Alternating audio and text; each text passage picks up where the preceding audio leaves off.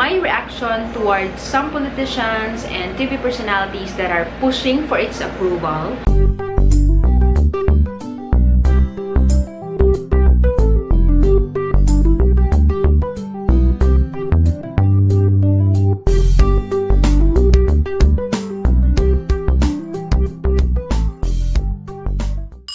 Hello everyone! This is Dr. Wannabe Miranda and welcome back to my YouTube channel, Dr. Vlogger. Yes, we are going to talk about Ivermectin. Ivermectin is a Food and Drug Administration approved anti-parasitic drug. Yes, anti-parasitic drug siya. It is used to treat onchocerciasis, helminthiasis. It is still not approved for any viral infections. This drug has been controversial. I feel the need to speak my own opinion about this. I would understand some politicians and some TV personalities, just like, you know, yung mga congressman and even Tulfo pushing for its approval, especially yung mga non-medical people that would agree na sana i-approve siya because there are some doctors that are also for Ivermectin as a COVID-19 treatment. So, hindi ko din sila masisisi. I couldn't blame the non-medical people kasi syempre may mga doctors na sabi din nila na pwede ang Ivermectin kasi pinapakitaan sila ng may clinical trials na ganito, ganyan, it works. As a doctor, my stand for that is yes, of course, I am hoping na sana one day Ivermectin will be one of the treatments. There will always be the right time for that. And Ivermectin, kaya din sinasabi ng ibang doctors na pwede because they found out that in vitro studies, so remember, in vitro studies siya. So, yun yung mga nasa laboratory lang, and then sa mga microorganisms and cell studies, doon nila minimix yung mga scientists doon. Tapos nakita nila that it can inhibit the attachment of the virus to our cell membrane. It has been shown to inhibit the replication of the SARS-CoV-2. So, by that, ang galing ng in vitro studies na yon, na findings na yon, in vitro studies lang siya, it would require high doses of that to be effective in humans. Kung high doses siya, we know that Ivermectin has side effects. Neurological-wise, worst, it can cause brain damage. The risk outweighs the benefits. You will understand that some of us, even our health experts, the WHO, CDC, the IDS, the SPISMID, our Philippines FDA, they wouldn't approve of a drug that is made or that is produced for anti-parasitic infections. Nagkataon lang that the in vitro studies na nagsasabi na pwede nga siyang COVID-19 pero hindi pa kasi siya made for that function. A lot of us will not recommend it for now. I would also understand the politicians, even yun, si Sir Tulfo, they were presented with their clinical trials. Of course, their clinical trials. Mayroon ko, nabasa ko na din yun. Some of them, they were tabulated and they were also reviewed by the CDC, WHO naman, and they were tabulated. However, they came to a conclusion. There are certain limitations of those trials that were made. Ako, personally, I saw that the sample size of those trials were really small. And these clinical trials that they're saying, that they're presenting, and then they said na, ay, it has results, na positive results dun sa mga tao na may COVID-19, may certain limitations. And para sa akin, yung pinaka number one na medyo nakitaan ko, small sample size nila, yung population. May Ivermectin na 72 lang yung population nila. It's so small. It's less than 100.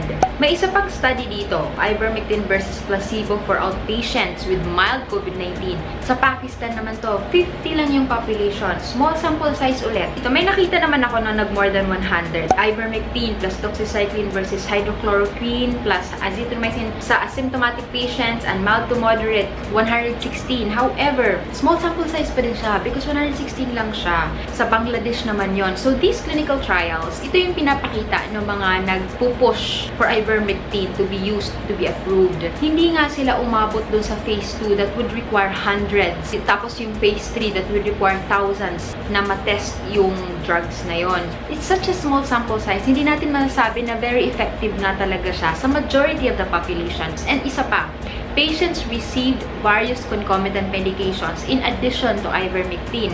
So may doxycycline, hydroxychloroquine, zinc, vitamin D, vitamins, azithromycin, corticosteroid. So may mga clinical trials na kasabay ng ibang mga medications that were known na may konting effect din naman sa COVID-19. Yung mga clinical trials kasi na to na ginagamit ng mga doctors that are pro-ivermectin, yun din yung pinangahawakan ng mga non-medical people. The current po, yung now na stand ng medical society po natin, just like the PISMID, the FDA, the WHO, CDC, hindi pa muna siya approved for now. I read about these things. That's why it also took me a while to make a video of ivermectin because I also want to weigh bakit nga ito pinopromote ng iba, bakit yung iba hindi. Mas mabigat kasi yung risks than the benefits. I also agree na for now, hindi na muna siya irereseta. Hindi na muna siya ibibigay. If ever soon, maging maganda pala yung results niya, maging konti yung limitations, and even if mawala na yung mga limitations na yun sa clinical trials that are being done, why not?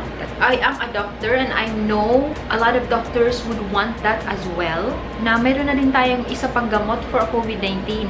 There is also that issue where people are saying na why not promote ivermectin when nandyan na yan, then may vaccines naman na bago pa lang, bakit yun inapprove, ganun. Parang kinumpare nila yung dalawa. But we have to remember that ivermectin, it was produced, it was made for anti-parasites infections, mga bulate. Hindi siya na-produce with in mind na to treat COVID-19. Kahit nga yung pharmaceutical company that is producing it, yung Merck, they're not even taking responsibility for that. They're even like, hindi namin yun i-advise for COVID-19. Kasi if ever may mangyari, because they know may mga side effects, yung ivermectin, it is inappropriately prescribed and used and given to patient na walang indications.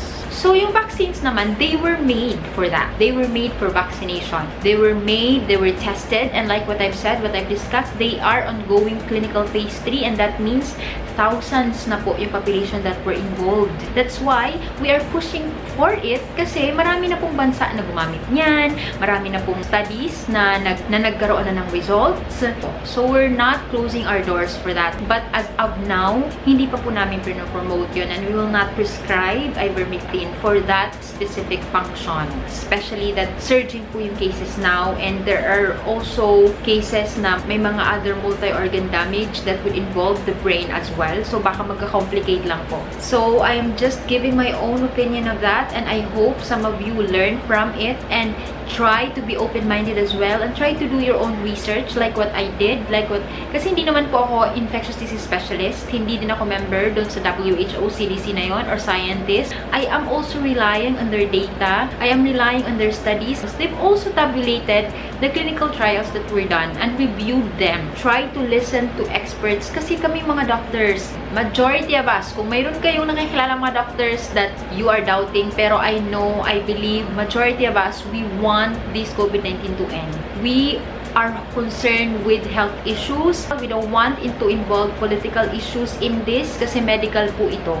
A lot of us are more focusing on the medical side. I also use critical thinking about all this, and so I'm giving my piece of information, the things that I learned, my knowledge about this to you, my subscribers, and to my new subscribers, and even to those that are still not subscribed. That's it for today's video. If you like this video, please share this video and subscribe to my channel. Don't forget to click on that notification bell to be updated with my latest uploads, and bye-bye!